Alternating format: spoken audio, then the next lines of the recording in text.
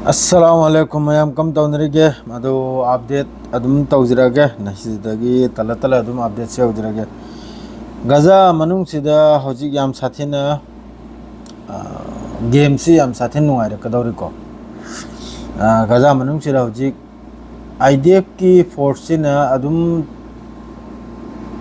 Ground operation से अदुम तौरक पदा अल Qasim brigade ने लैरिबो मफमदो मखोइना हौजिक होस्टेजेस वगैरह अमो वगैरह मखोइना हजिक थमलिबो मफमदु अदुगी मनाक अदुगा नक्सल खरसिनी हारिसे अबू बेदा की तरफ तक इस स्टेटमेंट लाई अल जजीरा दा सिने चिंगबा मैं अममनी अल कासिम की तरफ तक हमास की तरफ तक स्टेटमेंट से मथंग मथंग थोकलैसे असिदे यामना कन्ना मखोइना थीबा मियोयमा इजराइल की मखोइगी मियोयमा यावरे अब अदु अबू बेदान हर सिनबुसीनी करिगुम्बा नखोइना हौजिक सिसफायर नत्तबिदा ग्राउंड ऑपरेशन तौरगा अकलबना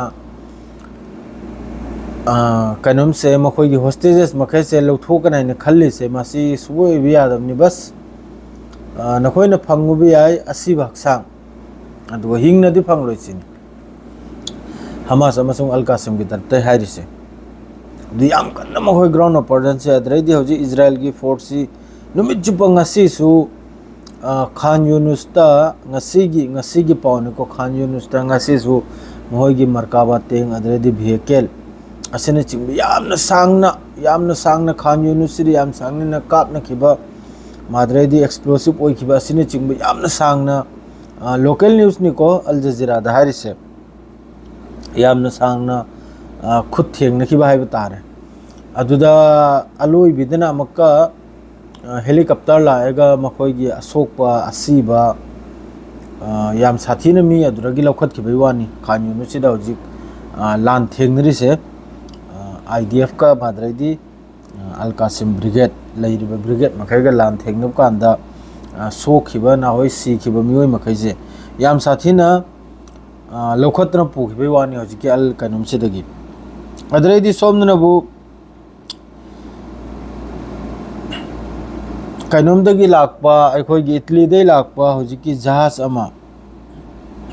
अदुई मथक्तसु मखोइना ड्रोन लांग अमम पाइहंदना किहल खंगंदना सबकदर मयादा गाजादा अदुगुम्बा कनुमदु शिप तु अखोइगी मेडलेन हरिबा शिप तु गाजा की हौजिकी पोर्ट से थांगहलोय हाइना ड्रोन पाइहंदना अदु पाइहंदना अमा पाइहंदना किहल खंगंदना याम साथिन तौखरे असिदसु मखोइगी लाइबा साइगी इटलीदगी मखोइना पोचै पुरगा लाइबा अदु याम पोचै सु नते अदु चौब जहाज सु नते ओंथोंना पिखरब जहाज अमनी दो मोय तरफतगी अखोइगी इंटरनेशनल अते अते कंट्री मखैसिदा रिक्वेस्ट तौजकी मोयगी खजिक्तंग सिक्योरिटी से कइनोम पिबिउ हाइना मादरैदि हौजिकता अमक्का कइनोम सिदा ईरान की मनुंगदा ईरान की हौजिकी फॉरेन अखोइगी इंटेलिजेंस मिनिस्टर दुना इजराइल की डॉक्यूमेंट खर डॉक्यूमेंट गा लोगे दे अखोइगी वीडियो करा यावबो मारे न्यूक्लियर की इजराइल की न्यूक्लियर साइट मादरैदि न्यूक्लियर थंबे असिगुम्बा डॉक्यूमेंट याम साथीना याम खरबा डॉक्यूमेंट याम खरबा अखोइगी करी हाइबा तारे अलोटपा चे चांग असि पुनमक्सी ईरान की तरफ तगी इजराइल दे पुथोरकपा असिसु ईरान की तरफ ते हाइरिसी अदुगुम्बा पर्दादु अदुगुम्बा कुपचंद्र थंबा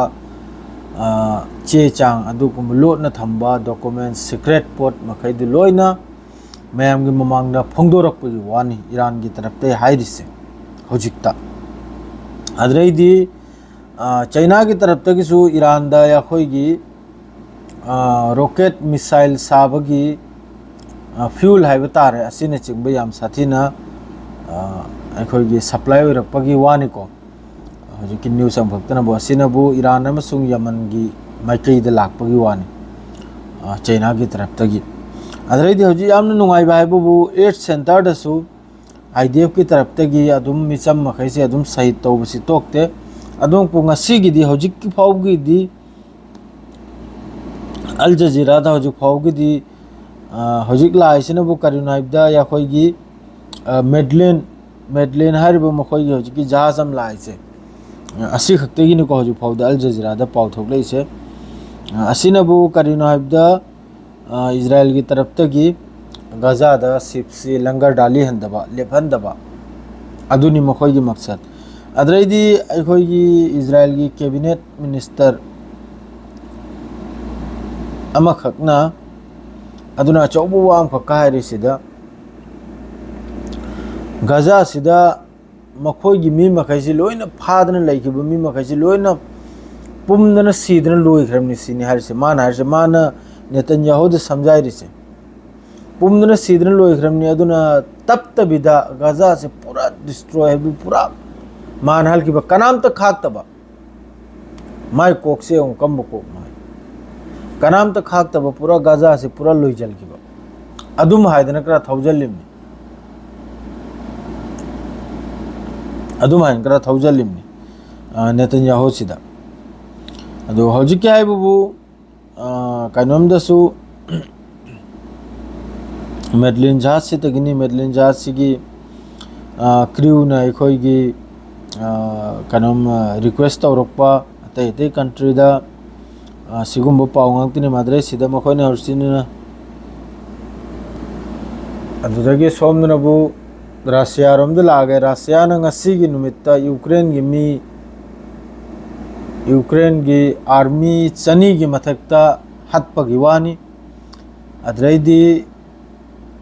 असीब हक्सांग मी लिसिंग अमगा चनीगा तरानी थोयमसु असीब हक्सांग सिंदोक सिंजिन तौबगी पाउ मसामसु रशिया रोमदगी लाई रशिया ना यूक्रेन की मी लिसिंग अमगा चनीगा तरानी थोय असीब हक्सांग लानमी मिचम अदु ये हक्सांग मोहिदु पिथोकिबे पाउमसु लाई हौजिकी लेटेस्ट हाइबु रशिया की अटैक तमी लानमी चनी की मथक्ता हत्खिबगी यूक्रेन की असुमसुलाई मधु रशिया सो जी यामना कन्न नहलगी यूक्रेन ने लान तौरपै मतुंग द रशिया न सो जी यामना कन्न लान सि तौरी कनुंगी मथक्ता मधु रशिया की नाकल मधु थमकिसे मयाम हजि नुंगाइरि बाइबो गजा मनुंग से रसाय पिक्चर लामनिना लैरिबे ब्रिगेड मखैसु याम साथीने एक्टिवनि नुमित चुप्पा नसी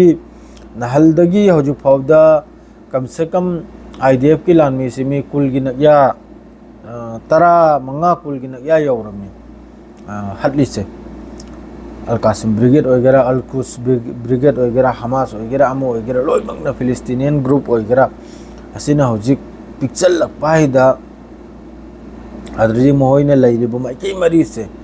मोहई की सेफ्टी की ओइना अलकासिम अमसो हमास अदरजी लैरिबो ब्रिगेड मखैसी की सेफ्टी की ओइना मोहई ने लैरिबगी चारों तरफ की बिल्डिंग वगैरह अमो वगैरह लोने एक्सप्लोसिव अमा अदरदी कैमरा न चिंबा सिने चिंबा लोने थमिमनावा अदुना हजि नक्चनना ग्राउंड ऑपरेशन आई चंगजेलक कांदा बिल्डिंग वगैरह एनी मफमदा खोंथांग खुदिंगी सिफमनी हजि IDF ना हजि चंगजेलिबा है हमास की तरफ तय हायरियाबा नोय हजि खोंथांग खुदिंगी नोय सिफमनी अदु सीसु सिरिमनी खोंथांग खुदिंगी चंगल बगा एक्सप्लोसिव ओइबगा माद्रेदी मरकाबा तेंग ओइबगा हौजिक याम साथीने नहीं हंदक मरक निनी हुमनी सी नेतन्याहु न पामिसनबु अकल बना फोर्स की जोरदा गजा से पूरा कैप्चर तौजल्लेगा अदुगा माय मी से हिंगना लौथोकने सिनी माय मी से हिंगना कोनो दिन लौथोकपा यारोय लोइबिदा मासु सिदौरिम ना माय मी फादन लेकिबो होस्टेजेस मखैसे बस उपाय है वो करिनो हैबदा लान लेप लेगा सिसफायर तौरेगा अदुगा वांगांग नमसरा करम दो उपाय लेते अदु खक्तनी नहीं हौजिकी अपडेट से याम साथीने नुंगाइरा कदौरि गजा से मयाम दुआ तौ अल्लाह न माय पाक पाइना अदु खक्तनी सियार गलोजर नहीगी सलाम अलैकुम।